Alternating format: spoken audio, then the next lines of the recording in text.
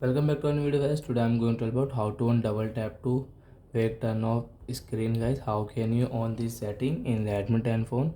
Today we are going to talk about this setting in Redmi 10 phone. So before starting video friends, I want to tell you if you need my channel.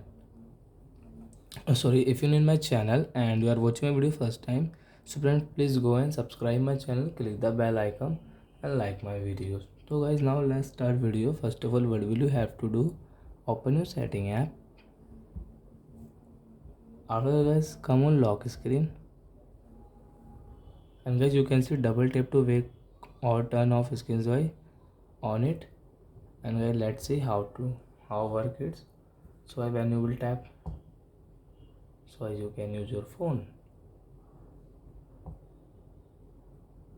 So I hope guys you have understood how to on double tap to wake screen guys in Redmi 10 phone. So that's it guys, thank you for watching my video guys. Now we will meet on next video with new topic. Before guys, please go and like my video, subscribe my channel.